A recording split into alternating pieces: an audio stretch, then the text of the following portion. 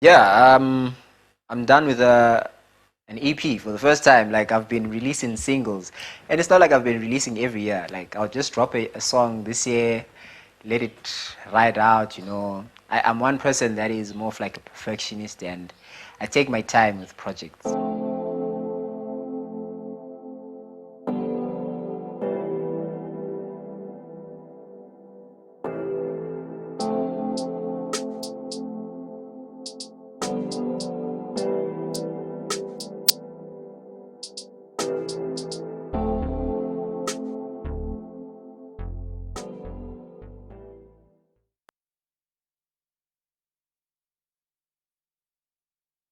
Every time everyone is like meeting me for the first time, they're like, "Oh, are you like Ryan, Ryan Synth or Synth?"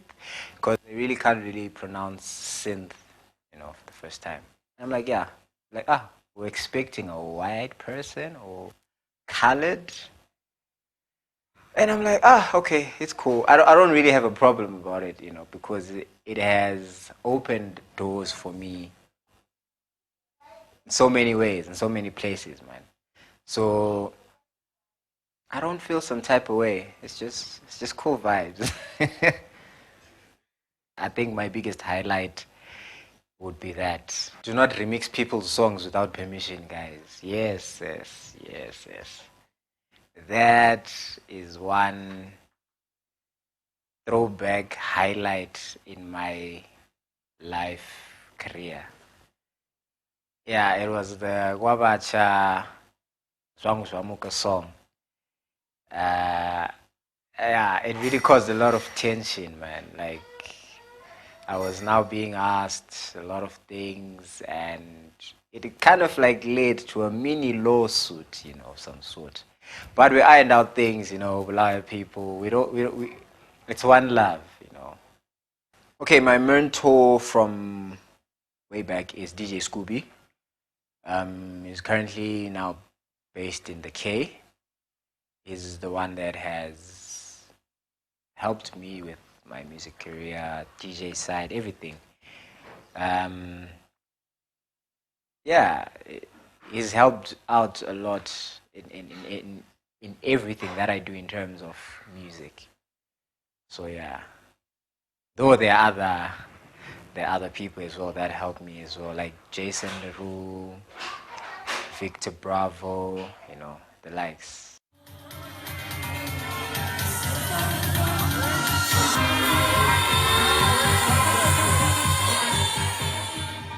I got mad respect for Kent. Kensani Mabaso. Yeah, that guy is a musical genius of some sort. He's very quiet. He's weirdly quiet, but he's a cool own. So yeah, I have mad props for that guy. Kent is so low key you'd think it doesn't exist. Compared to Euphonic. Euphonic is controversial. It's good, but it's controversial. So I think for my persona, I think I align with Kent. There was a DJ competition in 2015, and weirdly, I don't know if it was someone kind of like sent me the flyers, like, you should try out for this thing, and I submitted a mix, and they did a short list, and people would have to vote for their favorite DJ. Then yeah, I won the competition representing Bulawayo, and I went through in 2015 for the Neverland festival in Harare, and yeah, that was in December 2015. Then I got a call in 2016, around about February, end of February, towards the end of February, and it was the creative director of HiddenCulture, who is Jason LaRue, and he was like he's cooking up a roster for artists of 2016, and he wanted to find out if I would be interested in being part of the roster. I was like, why not? So yeah, 2016, my contract started on the 1st of March, And yeah, I've been an artist for HiddenCulture since then. And they've opened doors for me, man. I've performed in places I never thought I would be performing at that time, because I'd given I'd jotted down short lists and long list goals. So, and at that time, I managed to perform at Vic Falls Carnival, at Haifa, at, the Works Deep End, which is like a mini event organized by HiddenCulture. So it really they opened up a lot of doors for me, and I'm super, super grateful for that.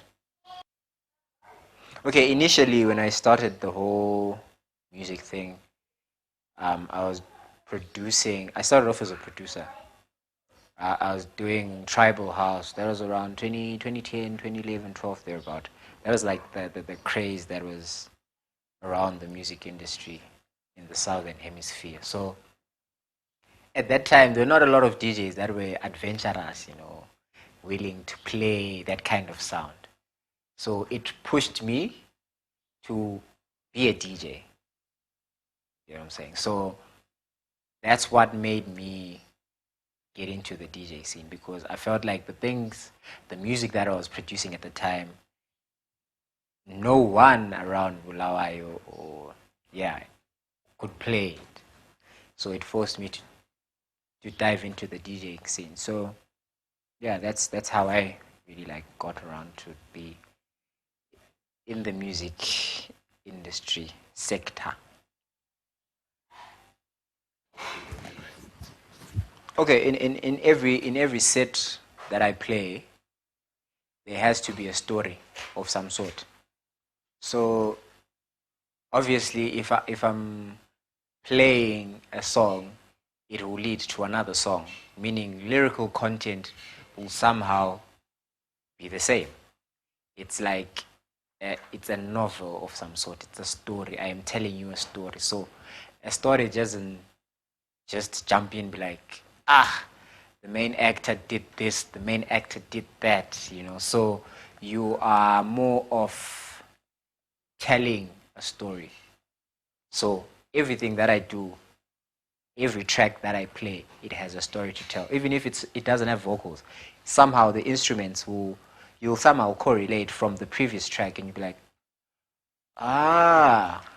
if you're musical, something is gonna click and be like, oh, okay, so this is where we're headed now. So in every transition, I make sure you get it.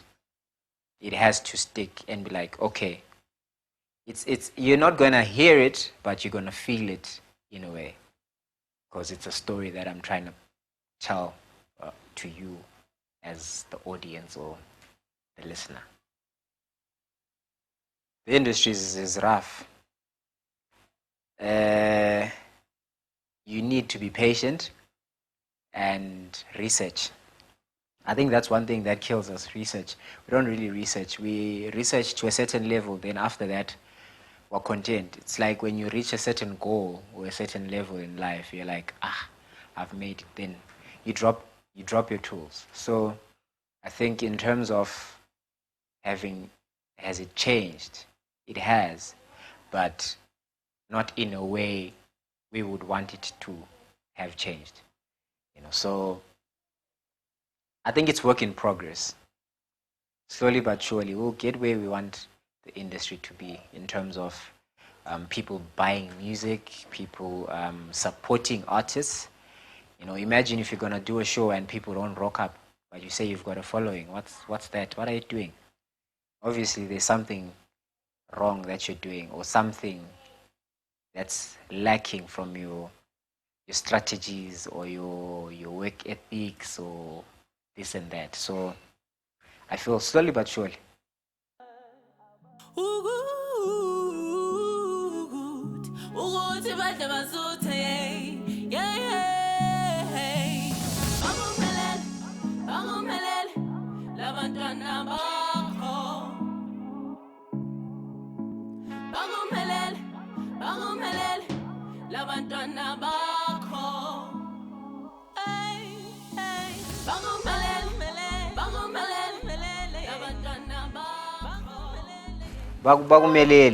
Bakumelele, yeah, man. Bakumelele was a song that he did with Paula Paloma in 2017.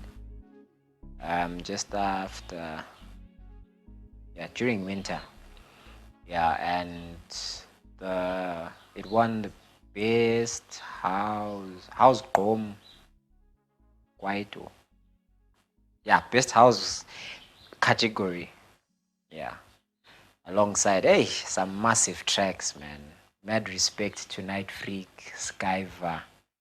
Yeah, I've forgotten the other guy, but yeah, it was a really, like, for me, in the whole award ceremony, I think the house category had like the most insane tracks, and I've got mad respect for the guys, man. My biggest song, I think, would be Ubakumelele. Though I don't feel it really was that big, because there was Utandiwe before. But I feel like at that time it was due to like the environment. We didn't really have a lot of radio stations. It was more of like, the basic Power FM, blah blah blah, But when Bakumelele came out, it was, I think that was like the same year or a year before local community radio stations started emerging. And yeah, but it's tough, man. This industry it's easy play. It's not fun and games. It's serious. You'll find people saying, just do this as a hobby. It's cool, but there are harsher things that happen behind the scenes. So yeah, my music is there. You can find it on YouTube. You can find it on iTunes, SoundCloud. I think it's best just to Google, but most musical digital platforms you'll find the music. Yeah, I'm done with an EP for the first time. Like, I've been releasing singles, and it's not like I've been releasing every year. Like, I'll just drop a song this year, let it ride out. I'm one person that is more of like a perfectionist, and I take my time with projects. So with this one, lockdown helped me because I was now swamped with gigs, especially 2019. 2019 was really hectic for me because I would be like 3 people in a day. I'd be a booking agent, I'd be a manager, and then I'll be the DJ. And in that DJ, I have to break it down. I have to look for music. I have to prepare sets, so it was really tiresome. But lockdown really helped me, and I don't know when this is gonna jump out, but I'm sure it will be the album, the EP actually will be out by the time this episode drops.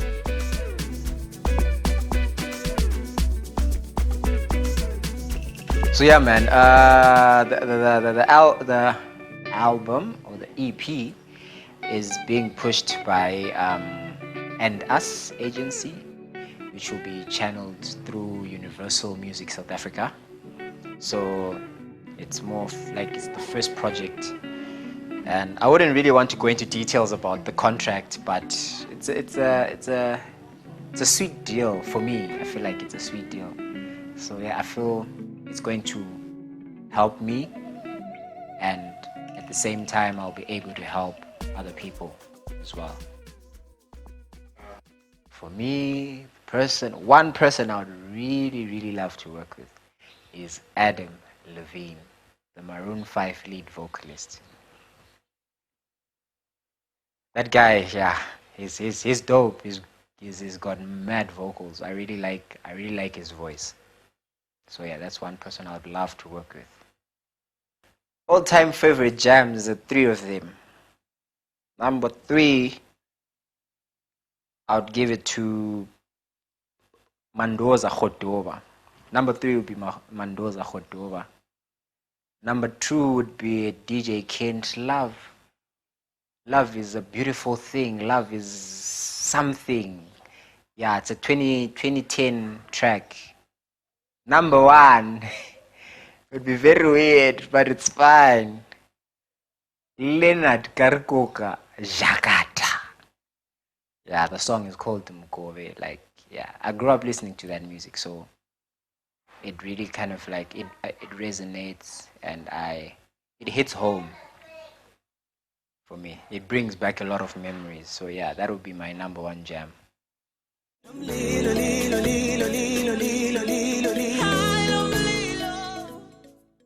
It will seem like hate, but it's not. It's just how I feel.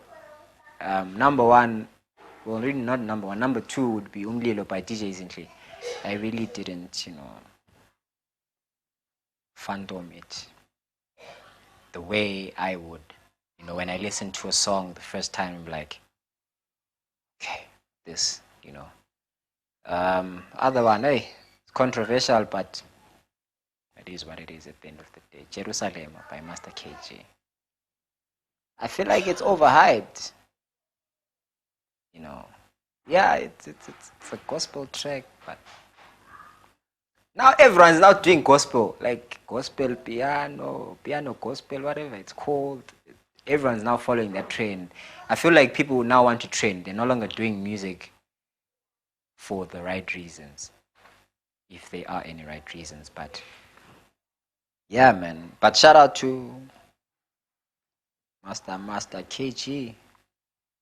I wouldn't want to sign people or artists or DJs because I feel like we're all good or great at what we do. So I would want to empower you instead of signing you, because I feel like signing someone, it brings a lot of work. I don't want to say a burden, but it really puts a lot of work, because you now have to focus on yourself as the CEO or whatever, then the next person and another person. So you're now channeling different energies to different people because you signed them, so you have to deliver. So I feel like I would not, for now, I think I would not do that. Maybe at a later stage I might, but I doubt it. I highly doubt it. I feel like 2020 went down the drain, but it was an eye-opener for everyone, be it arts, economics, whatever. But I feel like everyone had planned something for the year, and the COVID came in, and it rearranged the puzzle. So I feel like 2020 plans will be transferred into 2021. So everything that you wanted to do in 2020, you're going to do it in 2021. So I feel like the industry, where it's supposed to be this year at this time, will only happen next year at this time, if God permits. Because, hey, we live in an unpredictable world and life. But in 5 years' time, I hope and pray the industry will be different. By different, I mean people will be supporting the artists coming through to their shows. We've got dope artists. We've got relatively good artists that are dropping music that is relevant at the current moment. But the support, the sales, the streams, just the streams, my man. It's really sad. But I also, let me just hide behind the fact that the economy is a bit touch and go. But I feel like there is more to be done by the people. I feel like there are artists that are doing good, and we just need the support, So yeah. Anything that comes easy is not going to last. Work on your craft. Take your time. Don't be dropping music every week like you're chewing gum or something. No. Take your time. Experiment. Do this and that. Try and evolve. Lock yourself in. Do something. Just try and be better than who you were the previous day. Don't compare yourself with someone. You can compare standard, but not craft. If your standard is at 4 and the person that you look up to is at 8, try and reach that 8, then surpass. But don't make it seem like it's a competition. Music is not a game or competition. It's a lifestyle. It's who you are. Be real, be original. Just feel free, but take your time. Don't rush. Huh? Get it? Don't rush. Slow down. DJ, oh, drop producing. I think I would drop DJing. Not that I don't love it, but I feel like I could still like survive and enjoy what I do because initially I started there. So I think if I were not to split in half, well, I'll just drop DJing for the time being, But somehow I know I would go back. But yeah, I'll drop DJing. Painful thing, but I'll drop DJing. So shout out to FGA Hangawt Jag.